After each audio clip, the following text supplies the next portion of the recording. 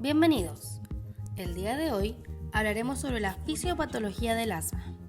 Para esto tomaremos en cuenta la fisiología del sistema respiratorio junto a los signos clínicos de la patología, sus causas, diagnóstico y tratamiento, además de las especies involucradas.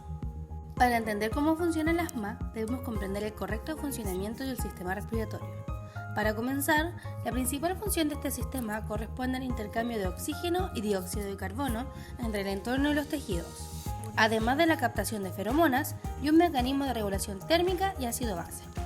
Entonces, todo comienza tras la captación de señales por medio de quimiorreceptores, las cuales viajarán de forma aferente al mirencéfalo para desencadenar el ciclo respiratorio. Para esto, la respuesta eferente viaja a través del nervio frénico inervando el diafragma, lo cual generará la contracción de este y el inicio de la inspiración, además del accionar de los músculos intercostales externos.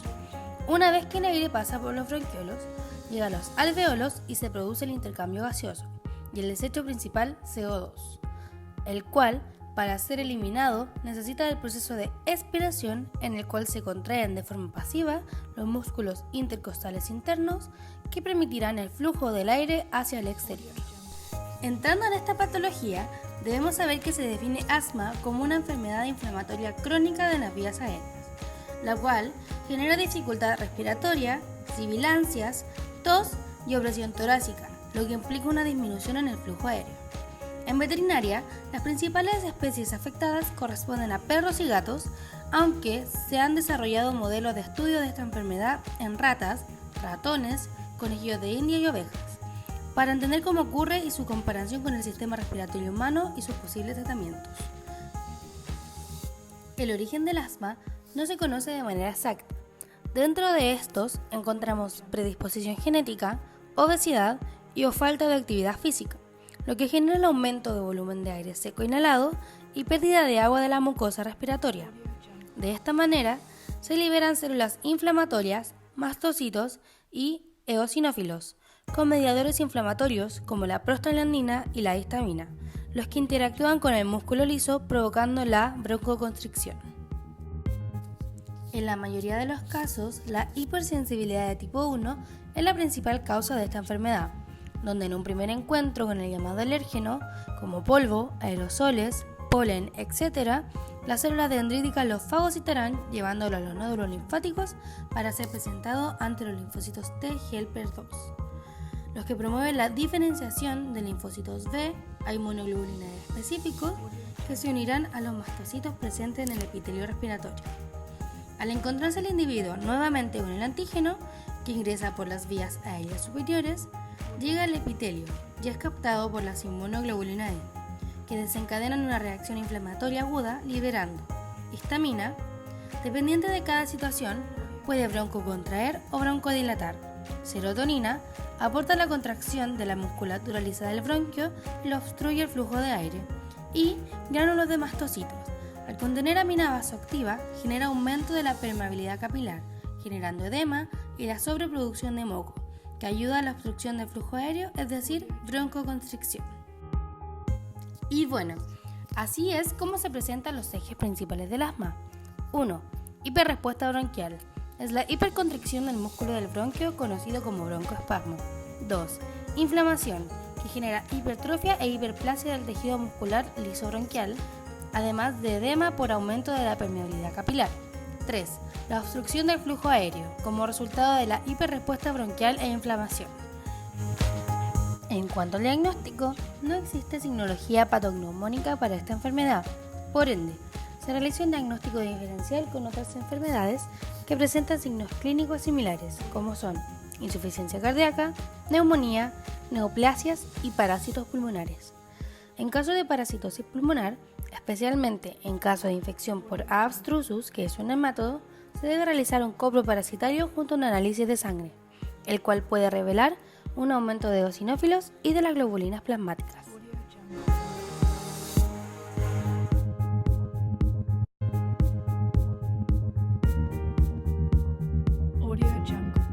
También encontramos el uso de radiografía de tórax, donde es característico ver un patrón bronquial en consecuencia del engrosamiento de las paredes bronquiales, señal típica del asma.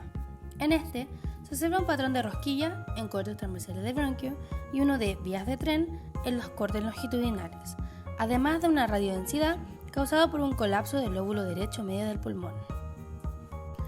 Para diferenciar bronquitis crónica de asma, se puede realizar una citología de material obtenido de las vías aéreas, posterior a un lavado bronquialveolar.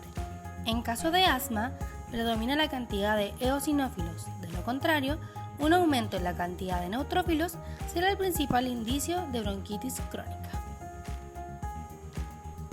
Existe una técnica llamada pletismografía, es utilizada en perros y ratones, la cual es muy útil para detectar y cuantificar la broncoconstricción a través de la medición de el volumen tidal, la frecuencia respiratoria, el tiempo de expiración e inspiración, entre otros. Los valores obtenidos serán interpretados por un software. Por último, un método de diagnóstico diferencial corresponde al de sensibilidad a alérgenos. Para este, se realiza una prueba de suero con la finalidad de detectar la presencia de inmunoglobulina E ante distintos alérgenos. Los más comunes para gatos indoor son los ácaros del polvo. Por otro lado, en caso de gatos con vida outdoor, suelen ser el pasto, el polen e incluso algunos árboles. El tratamiento se basa principalmente en suprimir la broncoconstricción como la inflamación producida. Entonces, para tratar la inflamación, se utilizan glucocorticosteroides, los cuales pueden ser suministrados tanto por vía oral como intravenosa. Estos se encargarán de suprimir la inflamación gracias a un aumento en la síntesis de proteínas antiinflamatorias, como lo es la interleuquina 10, la cual disminuye los signos clínicos como la hiperactividad bronquial, la frecuencia y la severidad de las exacerbaciones, es decir, mejora la función pulmonar. Por otro lado, para contrarrestar los efectos de la broncoconstricción, se utilizan broncodilatadores, como es el caso de la activación de los receptores agonistas beta-2 adrenérgicos. Estos se encargan de generar un efecto de relajación del músculo liso, lo cual genera el aumento del lumen de los bronquios y la contractibilidad diafragmática. Mejoran el aclaramiento ciliar y de esta manera se inhibirá el actuar de los receptores encargados de la broncoconstricción. La administración de estos medicamentos en forma de aerosoles ha demostrado una gran efectividad en pacientes humanos que presentan cuadros asmáticos. Por esta razón, los efectos positivos de este tratamiento son extrapolados a la medicina veterinaria.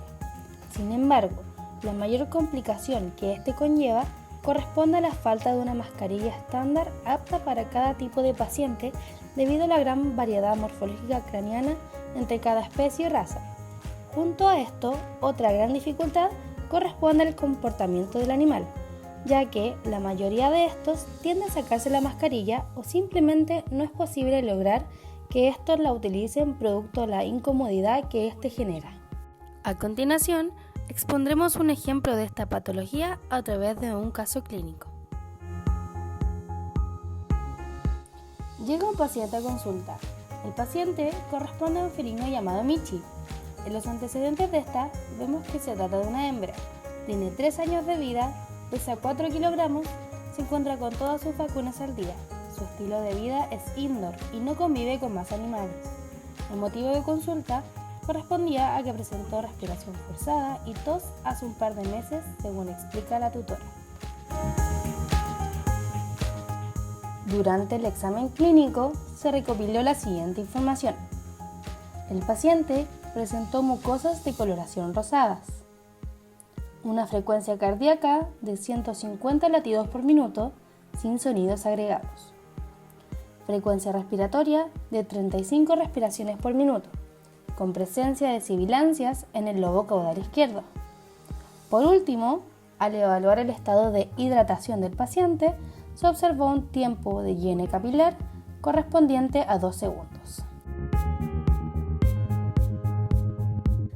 Diagnósticos diferenciales que explicarían los signos clínicos son bronquitis bacteriana, bronquitis parasitaria, neumonía y por último, asma felina.